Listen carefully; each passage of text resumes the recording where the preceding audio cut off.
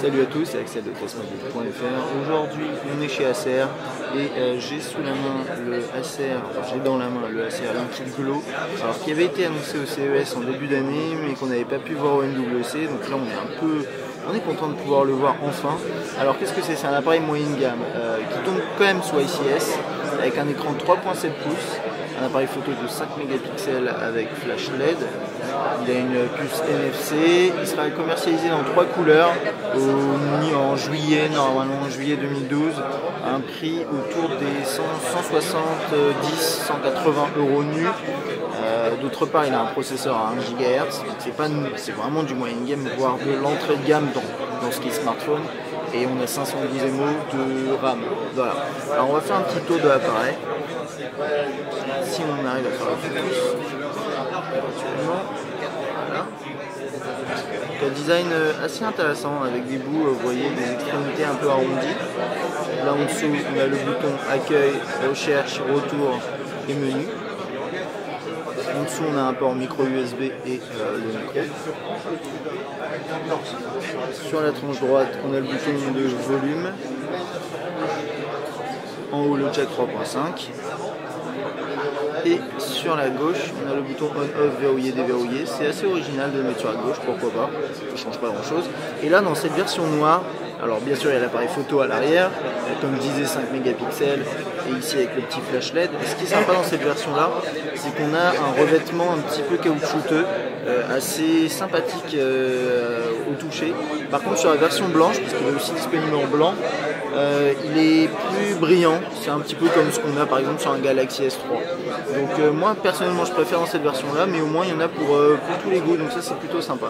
Ok, alors on va faire un petit tour, c'est juste une prise en main, donc on va juste se promener un petit peu dans l'interface et vous montrer ce que ça vaut. Donc c'est du ICS, et visiblement c'est du ICS en brut, disons brut, pur, comme vous voulez l'appeler.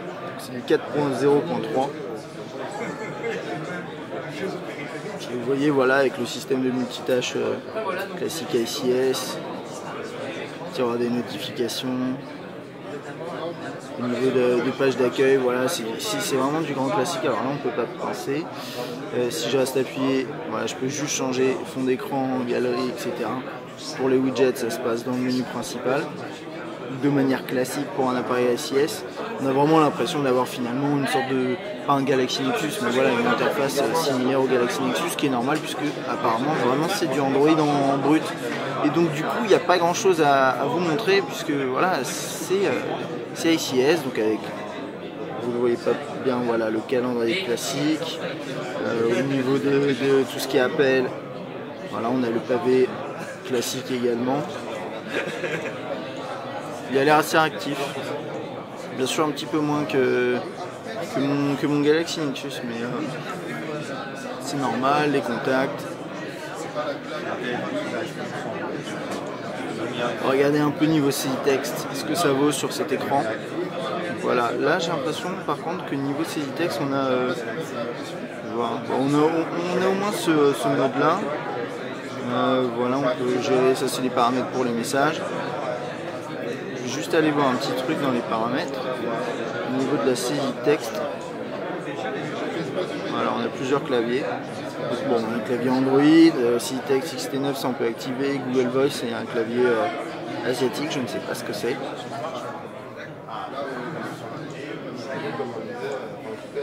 Voilà, en mode portrait ça donne ça. Donc du 3.7 pouces, c'est pas énorme, mais en termes de place ça reste suffisant quand même pour taper correctement. Ça va. Quelques paramètres ici, c'est les paramètres du clavier XT9 en fait qui est préinstallé. Donc ça c'est juste le petit ajout. Et en mode paysage, il ne veut pas se mettre puisqu'il n'est pas configuré, c'est pas grave. Voilà, et puis sinon pour le reste c'est du grand classique. Regardez vite fait la galerie. Voilà.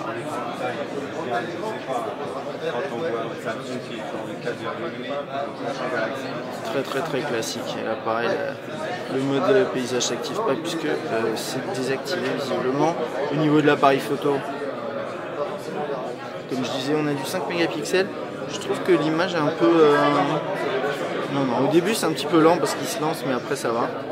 Et bon, bah, voilà, on aura l'occasion de le tester bien sûr et je vous dirai ce que j'en pense. Mais c'est vrai que là, dans l'état, c'est vraiment très classique, du ICS. Je vois qu'on n'a pas le mode panoramique ici, par exemple. C'est des petits trucs comme ça. À mon avis, c'est dû au capteur ou peut-être dû à une histoire de processeur, je ne sais pas. D'ailleurs, on va faire un petit test, voir si il y a un mode d'autofocus continu. Apparemment, oui. On aura l'occasion de voir ça également lors d'un test. Puis sinon, c'est à peu près tout, hein, globalement.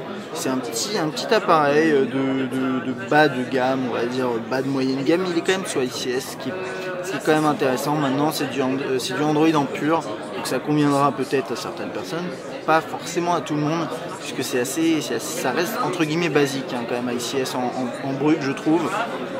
Et surtout si l'appareil n'est pas aussi puissant qu'un Galaxy Nexus. Donc à voir lors d'un test. Et si vous avez des questions, bien sûr, n'hésitez pas à poster un commentaire sur YouTube ou sur testmobile.fr. A bientôt.